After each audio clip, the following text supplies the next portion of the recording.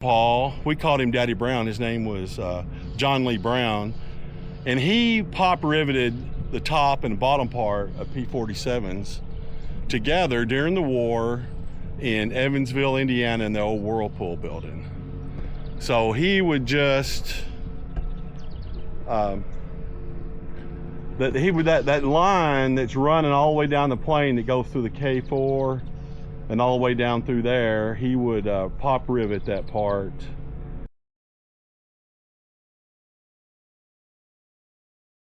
We're at a display at the Maps Museum in Akron, Ohio, and this is a P-47. It's part of a P-47, and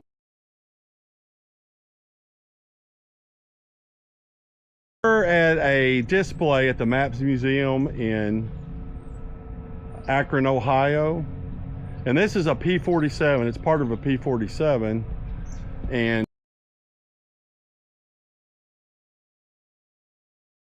I always work with a lady, and she would be on the inside and he'd be on the outside. So she would hold the hammer, and she would put a pop rivet through the fuse, and my grandpa, John Lee Brown, he would hammer the rivet on the outside.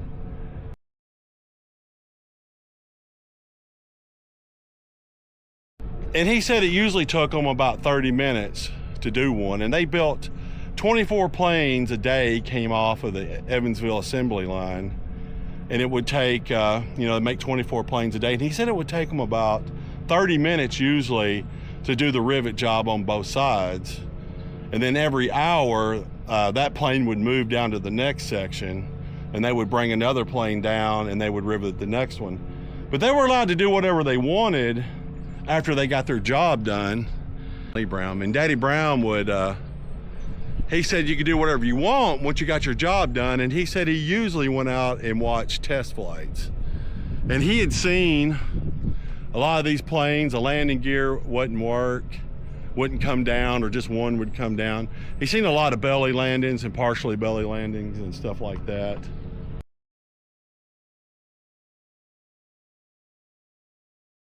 So here at the Maps Museum, they just got it. This is all they got of this plane. The props over there on the other side of Laura. And we're making this film a lot for the family and closer because, but you can see right there that line where it was pop riveted together. And I don't know the serial number on nothing on this plane, but you can tell by looking at it, it looks like it had the bubble canopy on it.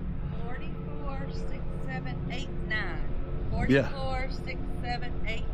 Yeah, Laura's right, that 446789. You might be able to look this plane up and get a history on it.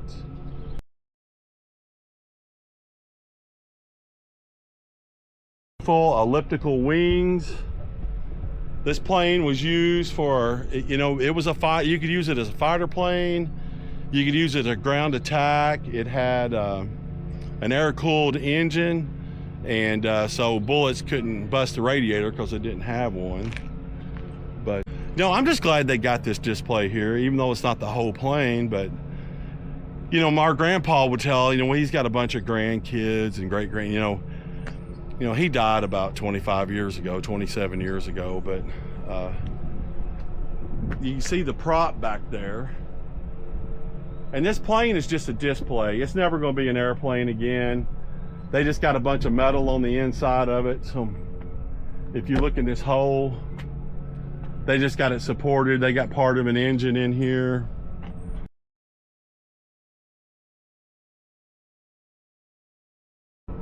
We just love the fact that our grandpa worked on these. And he also helped build Higgins boats over in Evansville. He learned how to stick weld. And he was from Providence, Kentucky. Evansville is about 40 miles away.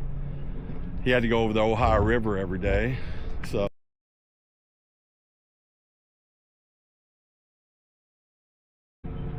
hey, that's my first cousin Laura up there, and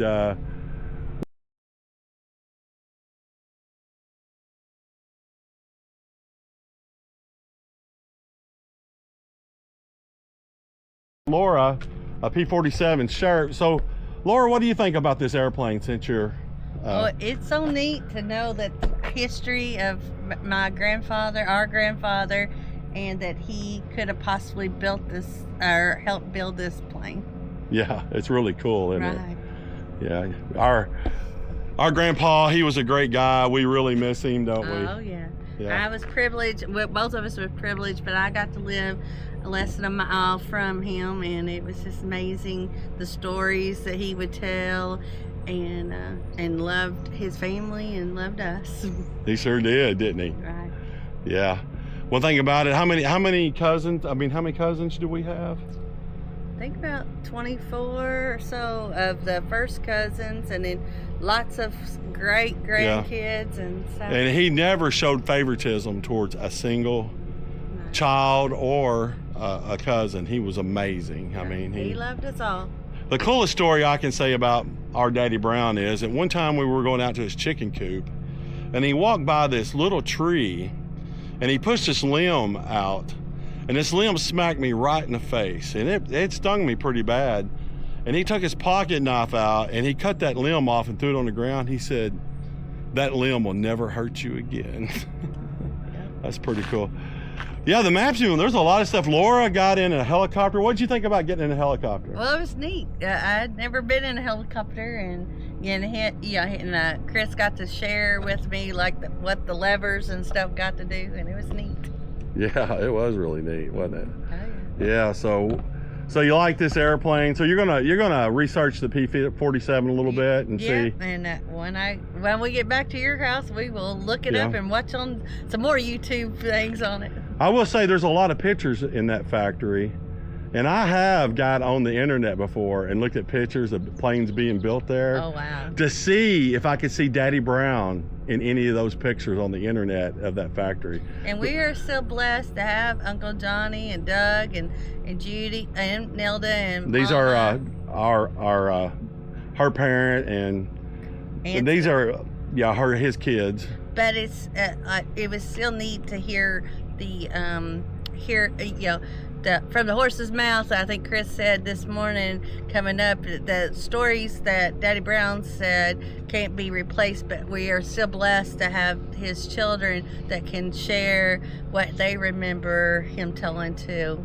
Yeah, I started talking to him because I always liked airplanes, because my dad flew model airplanes, and every time I went over to his house, we were just airplane silly. And then when I started talking to Daddy Brown, and be like, well, I built airplanes during the war. Wow. So Daddy Brown would always talk to me about these P-47s and building them. And the big thing that my grandpa didn't like about working at this plant was all the women. He worked with mostly women, and he said they were a raging pain to work with. There was a lot of drama. And my grandpa, like, he had a broken leg one time, but he was born in 14, so he was kind of old for the Second World War. But he was a farmer. He had his own farm. And so when he found out he could go to Evansville and get a job, that's how he done it. And I know who he rode over there with. He rode over with a guy named Hooley Hudson, and Hooley Hudson owned a Chevrolet dealership. But in the war, and I talked to Hooley a bunch of times about my grandpa. He was a hard worker. Hooley always said that nobody would do more work than Daddy Brown. You know what I mean? So I'm going to show you some of these other airplanes here. There's a Shooting Star over there, a MiG-21. They got an F-14, and they have a full MASH unit here, and it's just a wonderful place. This Maps Museum here, and it's actually in North Canton, Ohio. So Laura, you got anything else to say before we finish this video? Well, I'm just thankful that we get to do this trip, and we've been planning for a few months, and I'm thankful that today we get to see it in reality. All right. Well, we had a great time looking at this plane, and it gives me goosebumps to look at this plane. So I hope Uncle Johnny, Uncle Doug, and my mama Judy and Nelda and Jane, and Uncle Randy. We've only got one of their siblings is gone. Uncle Randy's not with us anymore, but they they're all going to get to see. I hope y'all all enjoy this video, because y'all are going to get to see it. And we love all of y'all, and we'll talk to y'all later.